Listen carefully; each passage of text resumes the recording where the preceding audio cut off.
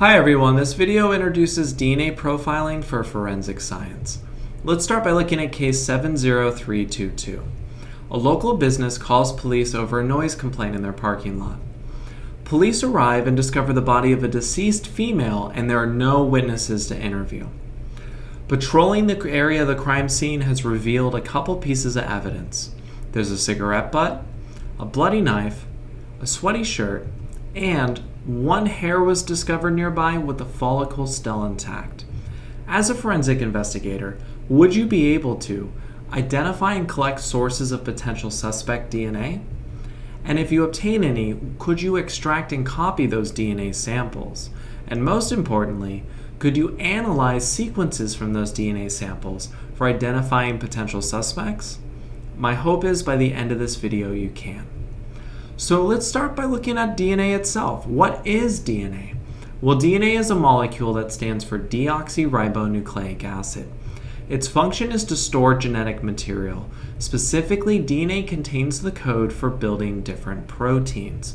You can find DNA in almost every kind of cell. For example, in prokaryotic cells like this bacteria here, you can find DNA free floating in the cytosol. In eukaryotic cells, cells with a nucleus that make up you would find DNA inside the nucleus. Let's look closer at DNA. DNA is a double helix and it's made up of small molecules called nucleotides. A nucleotide is made of three primary parts. On the far left, we have a phosphate group made of phosphorus. Attached to that is a sugar called deoxyribose sugar.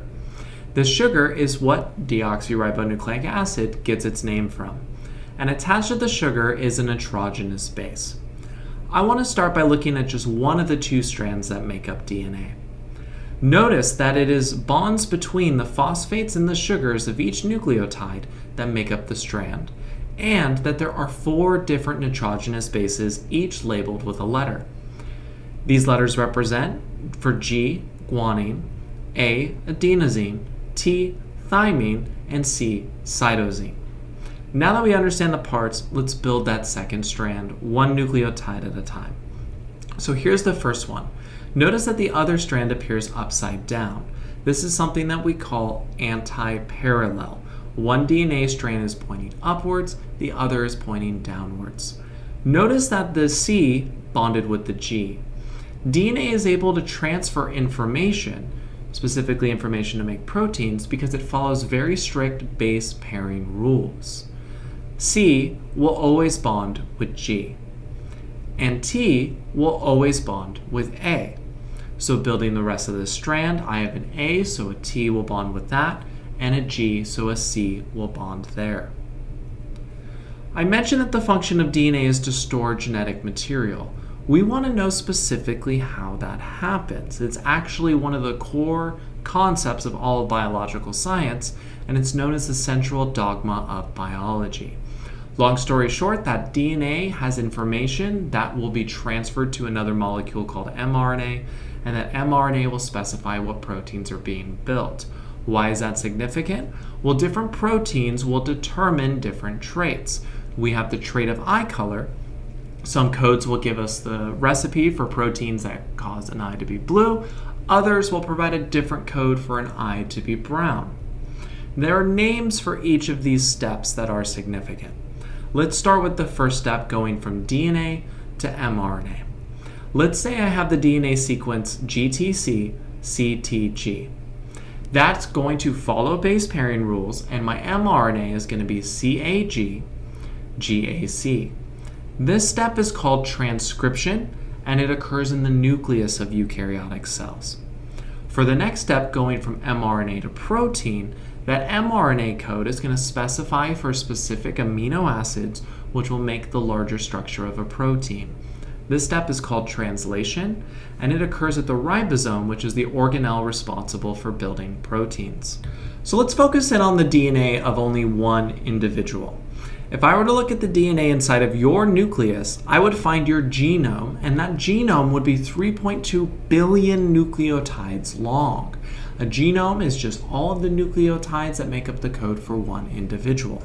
That's a lot of information, But surprisingly, only 5% of your genome actually codes for proteins. In only 5% of that 3.2 billion would I find a gene or a sequence of DNA that actually codes for a protein. We're going to call these regions exons, or regions that are expressed because you're going to be able to view the end product that is generated from them. For the other 95% of your genome, it doesn't code for protein at all. These non-coding regions are called introns.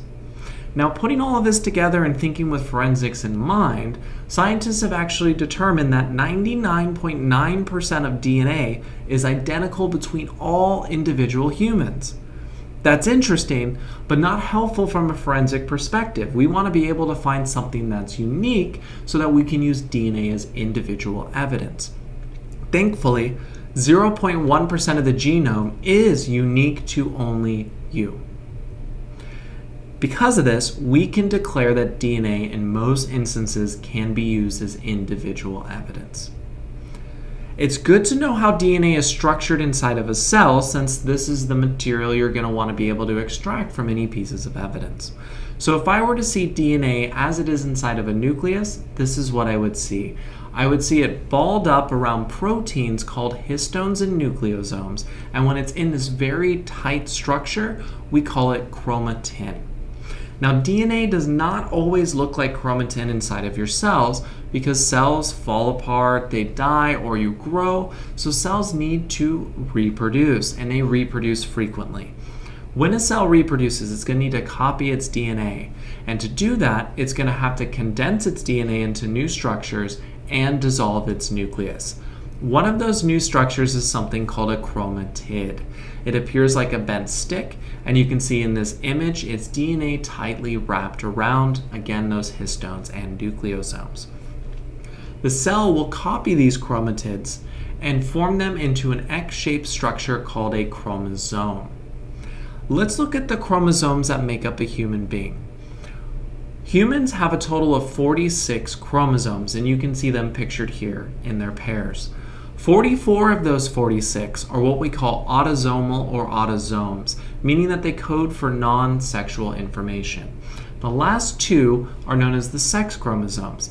This can determine a person's biological sex. Individuals born XX are likely to be female-bodied, and individuals born XY are likely to be male-bodied. But of course, there is variation to these rules that you can learn about in other biological classes. When we take an image of all of the chromosomes inside of a cell, this is called a karyotype. It's just a demonstration of the number and appearances of all chromosomes in one cell. Something to know about chromosomes is that they are homologous, meaning that they carry the same information as each other.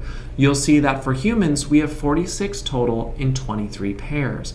Each of these pairs are homologous, carrying the same information as the other. To be more specific, let's look at chromosomes 1 and 2. Each of them has a gene for eye color in the same region. They're homologous, they're carrying the same information. But something to know about biological systems, and you've probably noticed this in your life, there's a lot of diversity. We have gene for eye color, but there are different eye colors. How can that be possible if the chromosomes carry the same information?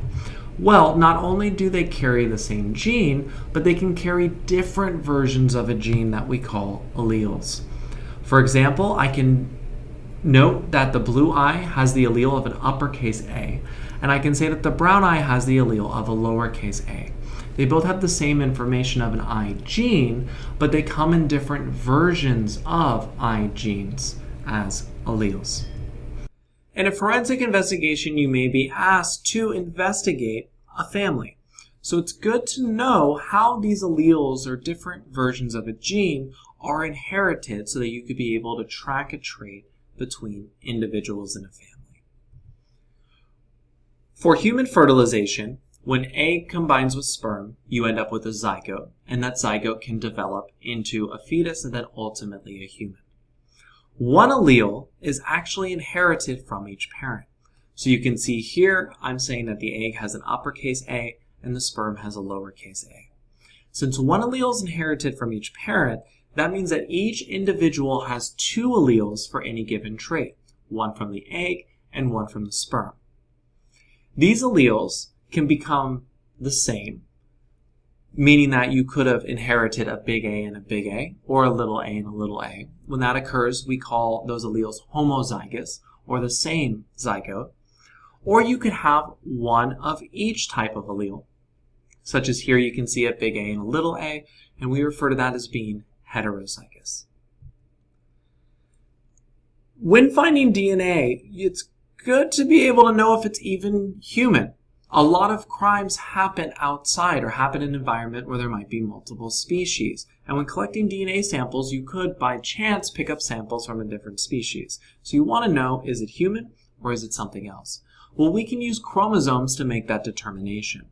The number of chromosomes actually vary between species. Here you can see a pea has 14 chromosomes, a frog has 26, chicken is 78, human 46, and both a chimpanzee and a potato have 48. We could do a karyotype of whatever sample we recover from the field and look at the number of chromosomes and use that to determine what kind of species we have discovered with our sample. But there are some problems with this kind of karyotype analysis. A lot of species actually have the same number of chromosomes. Here you can see a radish, cabbage, citrus fruit, and passion fruit all have 18 chromosomes. Because of this possibility, DNA sequencing, not karyotyping, is the contemporarily preferred method for trying to make sense of the origin of a DNA sample. So let's say you find some DNA at a crime scene. What should you do? Well, DNA could be extracted from almost any kind of cell. A fat cell, skin cell, sex cell like sperm or egg, and blood cells. But I do want to make a note about blood cells. Red blood cells don't have a nucleus and don't have any DNA. So you actually can't get any DNA out of the red blood cells, but you can out of the white blood cells. Here are some guidelines for collecting DNA. General rule of thumb is you're trying to make sure that you're avoiding cross-contamination, so getting any DNA from yourself onto the crime scene, and that you want to take steps to prevent any environmental conditions from degrading the DNA sample that you've obtained. To avoid cross-contamination, make sure you wear disposable gloves. Use disposable instruments so you're not carrying DNA samples from one spot to another, should that instrument be shared. You want to avoid touching anywhere where DNA could be, and you want to avoid talking, sneezing, and coughing. That's why it's frequent for forensic investigators to be wearing a mask when collecting biological evidence. To prevent environmental degradation, you want to make sure that that evidence is air dried. Any residual moisture could potentially break down that biological material by inviting bacteria or fungus or any other living thing to break it down and eat it. You want to freeze any evidence that couldn't be dried, anything that remains as a liquid at room temperature. And you want to make sure you're using new paper bags and envelopes for each piece of evidence. And again, it's essential to keep your samples dry and cool. If anything becomes wet or it becomes really, really humid, that can very rapidly destroy a DNA sample. So you get your DNA at a crime scene, what should you do? Well, your ultimate goal is to be able to create a DNA profile, also known as a DNA fingerprint, that demonstrates the unique characteristics that only the individual who that sample belongs to. So this could be used to identify, so to say the sample belongs to that person, or to compare samples between what's found at a crime scene or between multiple potential suspects. To accomplish this, we're going to do 4 things. First, we need to extract the DNA out of whatever sample we've discovered. Then, odds are the DNA that you extract is going to be very, very small. Not enough to be able to do most forensic analysis methods. So we're going to need to be able to make copies of that DNA sample so that we have more to work with using something called PCR. Then you want to identify and isolate the unique DNA from that sample and use that for your comparisons. So let's go through each process. First, you want to be able to extract and copy your DNA. To get DNA out of a sample, you just need to harvest your cells, and you want to make those cells split open, also known as lyse. Once that's open, we'll have all the molecules that make up a cell, and we will wash away anything that is not DNA to leave us with a sample that is only deoxyribonucleic acid for our analysis. Again, this is not going to be enough for us to analyze, so we're going to need to make copies of it, or to be more technical, we need to amplify our sample. Amplification is the same as copying. And we're going to do this using a technique called polymerase chain reaction. Here's how polymerase chain reaction, or PCR, works. You're going to want to obtain a machine called a thermocycler. It's called that because it cycles between temperatures, and a couple reactants. You're going to want to get the DNA of interest to you, what you've gotten from your sample. You're going to want to get some extra nucleotides. We're going to use a specific type called dNTPs. You're going to want to get some primers. I'll explain what those do in a moment. And an enzyme called polymerase. First thing we're going to want to do is break apart the DNA double helix in our sample. To accomplish that, we're going to do a process called denaturation. The DNA sample is heated to break the bonds between the nitrogenous bases and separate them. Next, we're going to anneal, which is adding a primer or a small piece of nucleic acid, which signifies to the thermocycler where to begin replicating DNA. Our end goal is to make more copies, and this shows us where the start of that copy process should be. The last step is to extend. Polymerase is an enzyme that's able to take those extra nucleotides and attach them to our two DNA strands.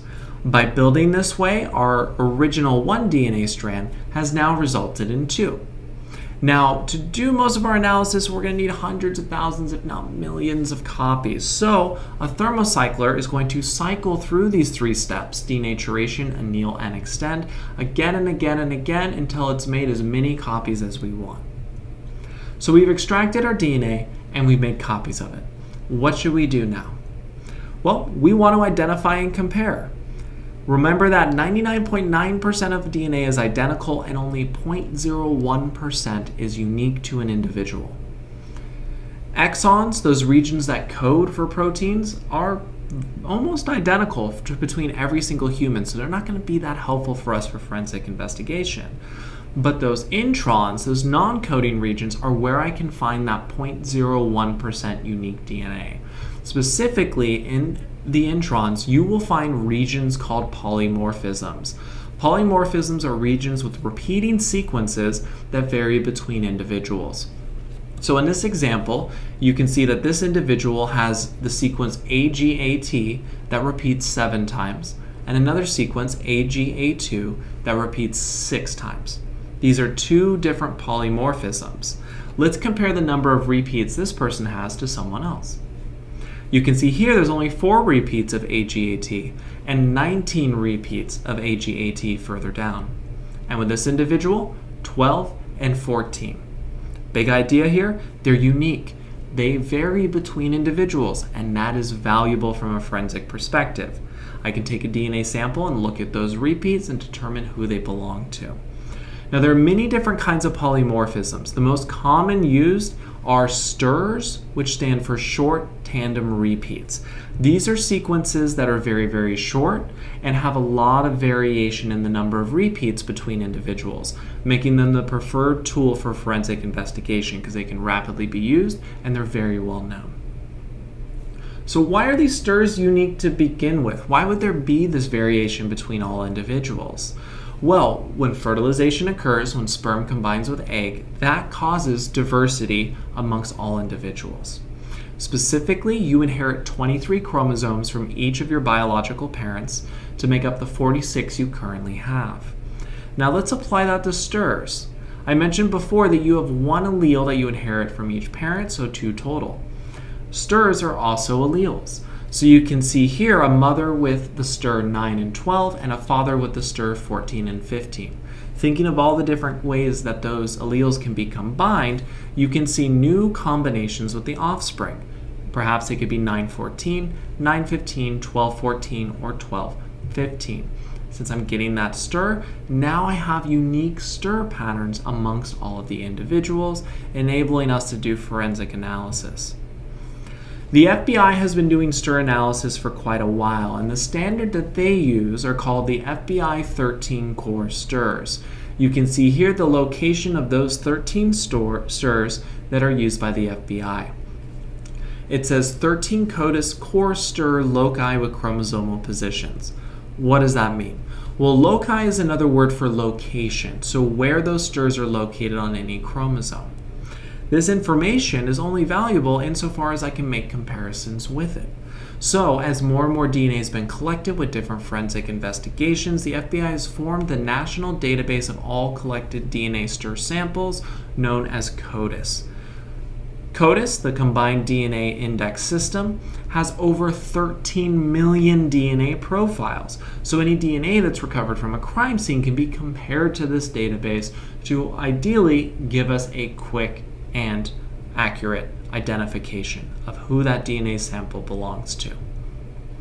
So let's look specifically at how to analyze stirs. To compare them, after we extract and amplify them, we're going to need to cut them into fragments and separate them so that we can quickly visualize where stirs are and who has them, like you can see in this image with 3 different suspects. Here's how we accomplish that.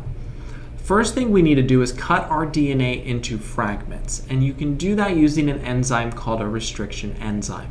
These are enzymes that cut at one specific sequence. Once you cut your DNA up into different pieces, you can then load that DNA into a gel chamber. This is a piece of agarose gel suspended in liquid, capable of having an electric charge running through it. Why would I use such an interesting apparatus? Well, let's see it work. So here you're seeing a side view. The yellow is the agarose gel. You're going to want to load DNA into one end of the gel box, and then you're going to want to apply an electric charge. Notice that the DNA is at the negative end and it is not at the positive end. Why not do it the other way around? Well, DNA is negatively charged, so by putting DNA at the negative region, should I apply an electric current through, that DNA is going to want to move towards the positive end. But what's unique about this is it's moving through gel. So because of that, there's some force pushing back against that DNA as it moves through. This creates an interesting effect. Notice that the large fragments remain close to where the DNA was loaded in the well, and the small fragments move all the way to the right. Because it's moving through a gel, large fragments have too much surface area and will remain close to where the DNA was loaded, and small fragments will move all the way to the other end. To summarize all of this, gel electrophoresis separates DNA fragments by size. So when you're looking at the results of a gel, like the image at the top between the 3 suspects, keep in mind that when you read it from top to bottom, it's actually showing you the largest stirs to the smallest stirs. Let's practice reading the results of gel electrophoresis. So here's how it would look if you're comparing a sample found at a crime scene to different suspects and that of the victim. So here are the stirs produced from the crime scene sample running through a gel. Here's that of the victim, and here are 3 different suspects. Suspect 1, Suspect 2, and Suspect 3. Based on these results, could you identify which suspect or suspects match the sample found at the crime scene? Hopefully you saw that the stirs match sample 2. You can see that each of those bands for suspect 2 are identical to that found at the crime scene. Each band is representing stirs. So the stirs at the crime scene are consistent with that of suspect 2, and we know that stirs are individual evidence. So that's a pretty conclusive match. This technology can also be used for determining paternity. There are times where you may not know who is the father of a child. Since all offspring inherit one allele or stir from each parent, we can actually use DNA testing to answer the question if someone is or is not related. Let's try that with this example. Here is the stir pattern for a mother. Here is the stir pattern for a child.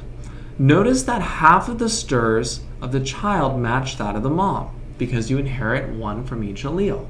So where did the child get the other half? The father. So we're trying to find a father who will have approximately 50% of their stirs in common with the child. Here are 2 potential fathers, father 1 and father 2.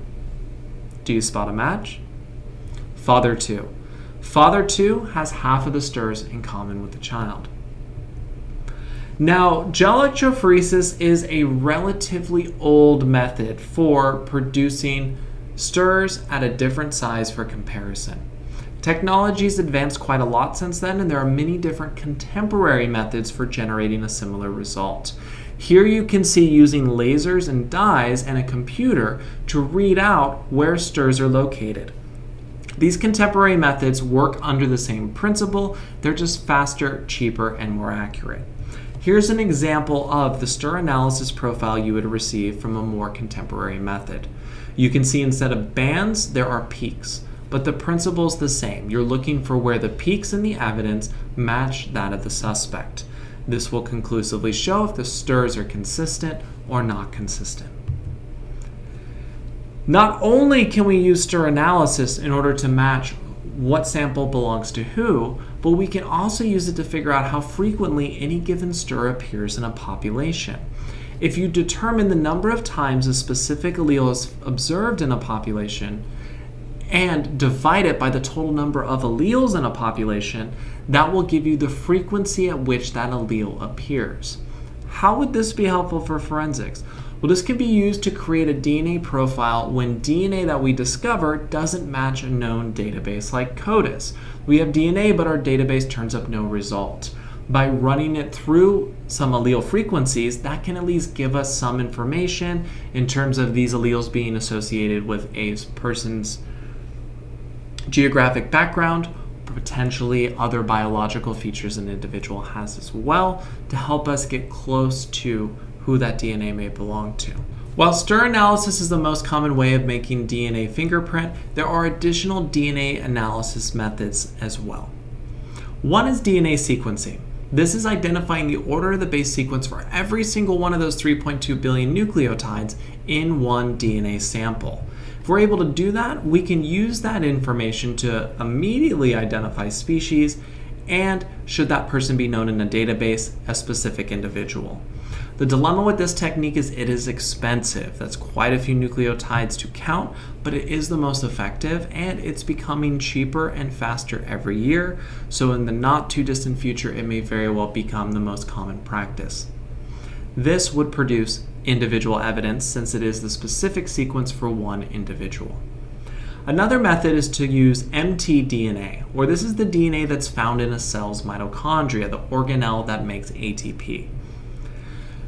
The mitochondria is inherited by an individual's biological mother, and that's because the egg has a mitochondria that can go forward with the zygote, but the sperm does not. This means that if I trace that DNA, I can determine the maternal or female history of the individual that DNA belongs to. This is class evidence, however, because it's not going to be able to get us that fine-grained specificity that something like DNA sequencing would. We can use the mitochondria for the maternal line, and we can use the Y stir for the male line or the maternal line. Individuals with the Y sex chromosome can only inherit that Y from their fathers. That means the DNA on that Y could be used to go back and track the paternal history of that individual. But just like mtDNA, this is class evidence. It's not going to be fine-grained enough for us to get down to one specific person. So let's return to case 70322. You were given 4 pieces of evidence and asked if you could identify, collect, extract, copy, and analyze. Let's see if you could do it now. Let's start with the cigarette butt. Are there any fluids I could get from that? Well, there could be saliva on that cigarette butt and DNA could be extracted from it. With the bloody knife, there's blood, but remember there's no DNA in red blood cells, but we could potentially pick up some white blood cells that contain DNA. The sweaty shirt has sweat, which does contain DNA that can be analyzed, and if you remember from the hair unit, the follicle of a hair contains DNA, so we could extract it from there. Identifying these fluids, at the crime scene you would properly swab them, taking steps to prevent cross-contamination and environmental degradation, and then you would want to extract DNA from each of those samples by splitting open the cells and washing away any molecule that isn't DNA. Then you're going to want to make copies since you're not going to have that much DNA using polymerase chain reaction. After that, you can analyze those stirrs either using gel electrophoresis or a more contemporary method, and the results could be used to find a match from an individual to an item, or you could run those results through CODIS database or any other database you may have to come to a conclusion of which individual that DNA belongs to. Thank you, and I'll see you next time.